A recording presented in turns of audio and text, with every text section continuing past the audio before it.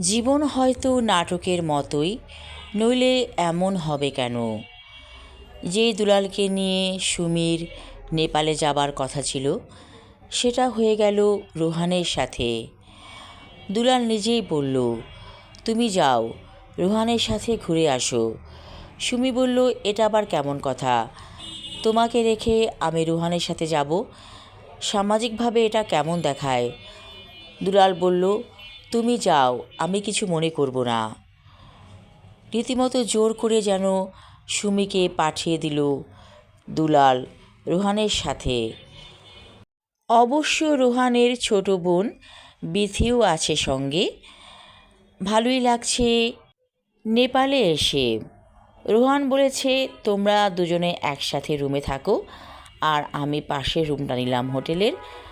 অফিসের কাজ সেরে আমরা আবার দেখা করব একসাথে।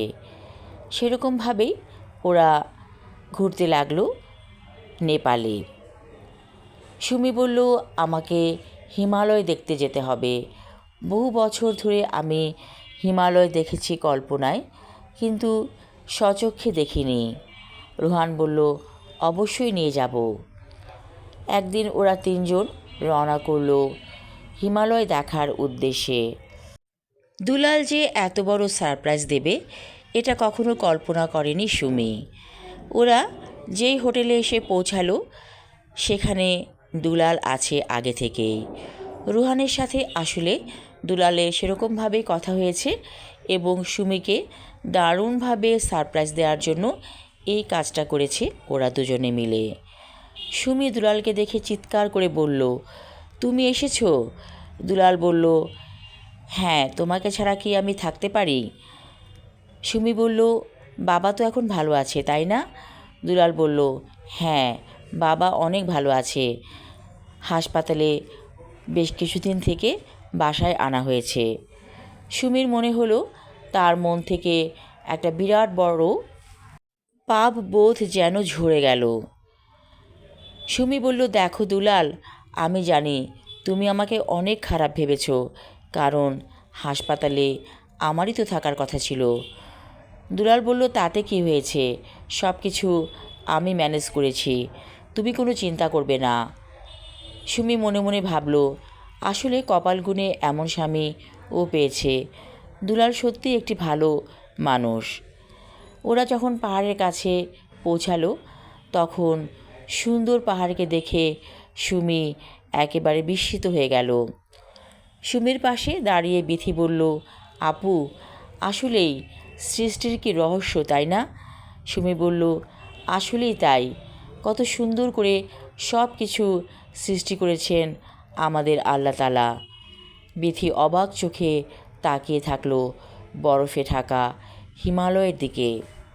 এদিকে রোহানের অফিসের ছুটি শেষ। রোহান আর বিথি চলে গেল ঢাকায়। আছে দুলাল আর সুমি। অনেক রাতের বেলা ওরা হোটেলের বারান্দায় এসে দুজনে বসল। দুলাল বলল, আসলে কি জানো সুমি, জীবনে বিশ্বাস থাকাটা একটা গুরুত্বপূর্ণ।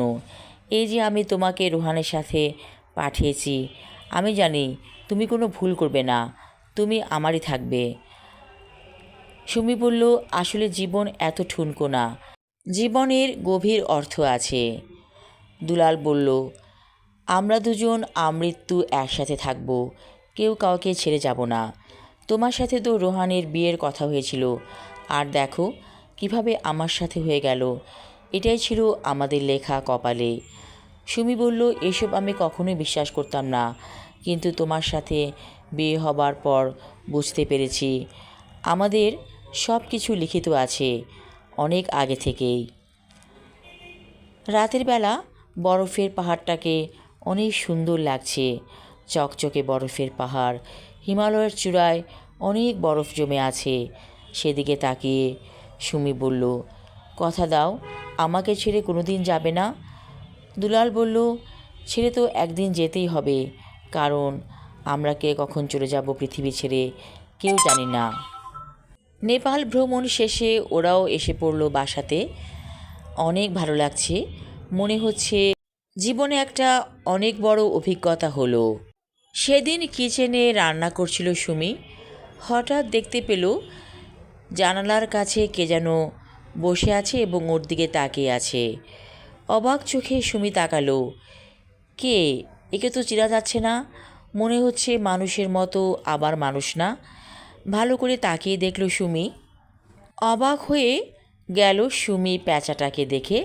একটা প্যাঁচা চুপচাপ বসে আছে গাছের ওপরে। মনে হচ্ছে সে যেন কিছু বলতে চাইছে। আরে প্যাঁচা আবার কথা বলে নাকি? হঠাৎ খুব শব্দ করে হেসে উঠল সুমি। আসলে মাথাটাই গেছে। মাঝে মাঝে কী যে হয়।